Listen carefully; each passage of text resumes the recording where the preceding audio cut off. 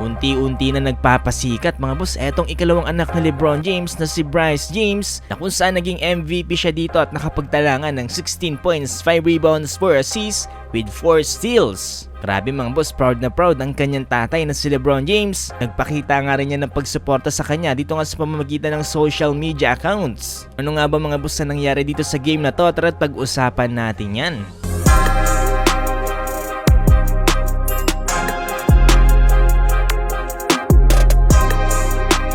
Simula nang makagawa nga ng history etong si LeBron James matapos nga magkaroon nga ng father and son duo dito nga sa NBA kasama nga ang kanyang panganay na anak na si Bronny James dito nga para sa Los Angeles Lakers. Nakuha nga ito bilang second round sa 2024 NBA Draft. Talagang napakalaking accomplishment nga mga boss dito para kay LeBron James bilang isang player. Pero hindi pa pala natatapos na lahat mga boss dito sa panganay na anak ni LeBron James dahil meron pa palang isang maliit na tsansa na makasama niya mga boss dito nga sa loob ng court ang kanyang ikalawang anak na si Bryce James. Itong si Bryce James mga boss itong nakaraan ay kakatapos nga lang dito nga sa kanyang senior high school sa Sierra Canyon at recently nga lang naging committed dito nga sa University of Arizona. Ni Bronny James mga boss na meron din posibilidad na makapasok siya sa NBA sa taong 2026 NBA Draft. Siyempre mga boss depende pa rin yan kung paano nga siya madedevelop sa loob lamang yan ng 2 years. So sa ngayon mga boss mukhang nagpapakita nga ng great start etong ikalawang anak ni LeBron James na si Bryce James. Tapos na kasi maglaro ngayon mga boss dito nga sa Sierra Canyon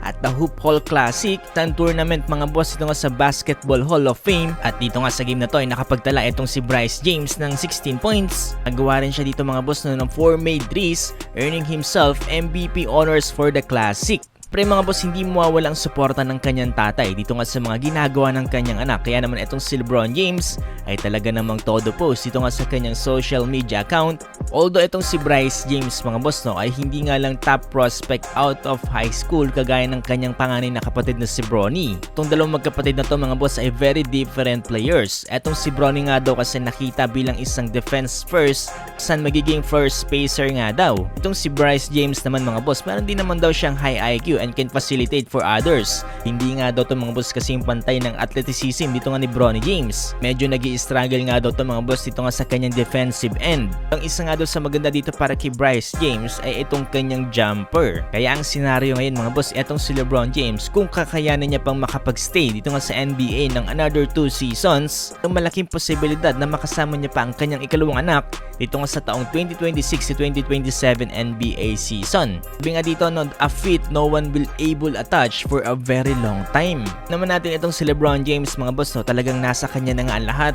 Puro NBA records na nga lang talaga ang kanyang ginagawa ngayon. Kapag nagawa niya nga daw ang bagay na to mga boss ay talagang mahirap nga daw to tumbasan ng kahit sinong NBA players. Sa ngayon mga boss no, sa edad na 40 years old talagang parang no one stopping LeBron James.